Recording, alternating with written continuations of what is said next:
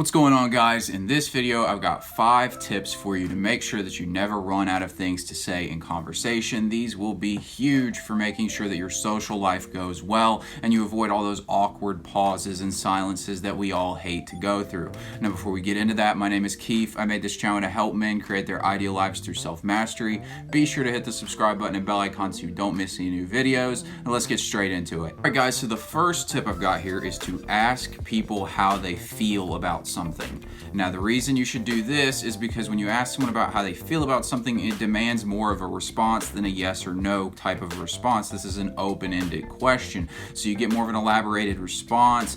Also, when people have to use emotional language, like when you ask someone how they feel about something, it causes more of an investment than an intellectual type of question. This is going to take some of the pressure off you to feel like you have to lead the conversation. You can pay more attention to the other person and what they're saying. However, you can't count on this completely, so you are going to need these other steps, which leads us into number 2. Number 2 is to lower the bar for what you think is an acceptable thing to say. We got to get in this habit of taking people off the pedestal, guys. We put people on this pedestal and we think that they need to hear something super special. Like, honestly, ask yourself right now to think deep into your memory brain. I bet in your life that when you've met someone, you probably can't even remember the first conversation you had with the person. Very, very rarely do you. Usually, in fact, if you do, it was because it went really well and it was something funny or something like that happened.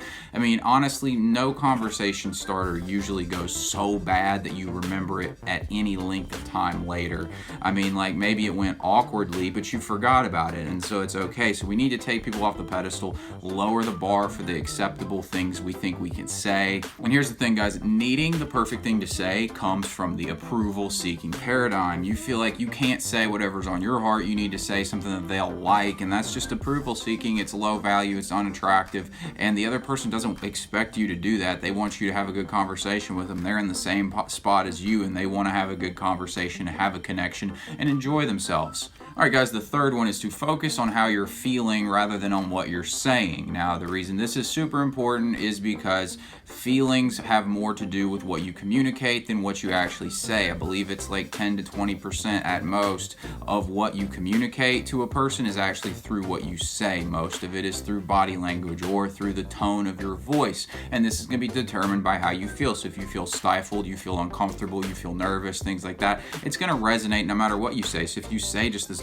perfect line, it's not going to matter if you're stuttering while you say it, right? You could have the greatest pickup line ever, but if you sound like a beta male, scared kind of guy when you go up to the girl to deliver it, she's not going to care, right? If you have enough confidence, you can own just about anything. If you walked up to a girl and you said something like, "I like onions," and you just said it and you owned it, and you just were in this carefree, happy, having fun kind of state of mind, it's not like she would just immediately fall for you right there, but she would be it would be funny, right? You kind of, through your state of being, can control the direction that the conversation is going to go, and this is about how you feel. So make sure to get yourself into a good state of being. That means doing something, oftentimes just doing something a little awkward to get yourself to realize, to unstifle yourself, even make a loud noise, shake your face around, something like that, to just kind of take the edge and the tension off the situation and realize we're all human and we all do weird stuff and most people aren't paying much attention to you. This will help you get out of your ego, get out of your head, and you'll feel a lot better during the conversation. Fourth one I got here is to not take yourself so seriously. This kind of goes along with the feelings one, but we all take ourselves so seriously. We think we need to be this cool guy who's got this perfect line, whether it's for a girl or just somebody we're meeting in general, but you look like a tryhard when you're doing that. People want a carefree kind of person, that loose, free energy that makes them feel like they can get loose and comfortable as well. This is why people like going to these clubs that's dark and there's loud music. There's this feeling that they can kind of let go a little bit more than if they're in a stifled, kind of uptight environment. So if you give yourself permission to do this, you also give other people the permission to not take themselves so seriously, so it works out for everybody involved. Bonus tip to this one, guys, guys, is that being able to laugh at yourself is actually a true sign of self-confidence. If you're insecure, then your ego's invested and you can't seem to laugh at yourself. You can't take a joke. You get all defensive. So learning to laugh at yourself is a really powerful way to not take yourself so seriously, and you'll start to find that you can just say more stuff naturally. Fifth one I got here, guys, is just a method. Like if you've gone through this stuff and you're still like, I really want to know like a way to say stuff, well, you can do something called the Ford method. And the Ford method, it stands for family, occupation, recreation, and dreams. And so basically what this is these are 4 areas of life that most people have some stuff they can tell you about. So if you ask them about their family, or you try and relate a family connection of some sort or something like that, or you ask them what they do with their life, these all usually imply a deeper conversation. You can ask them what their recreational activities are like. What are your favorite things to do when you're not working?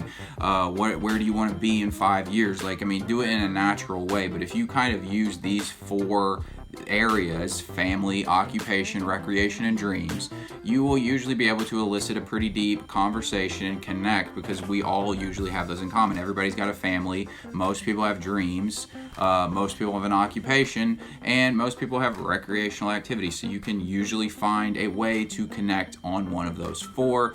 So that's just like if you've got your feeling state right, but you still just want a way, like a surefire way when you go into a conversation that you're going to be able to have stuff to say, I would start by trying to apply that method. Guys, if you got something out of this video, I want you to give it a like so I can reach more guys through the algorithm. Be sure to hit the subscribe button and bell icon so you don't miss tomorrow's video. Thanks for watching, and I'll talk to you later.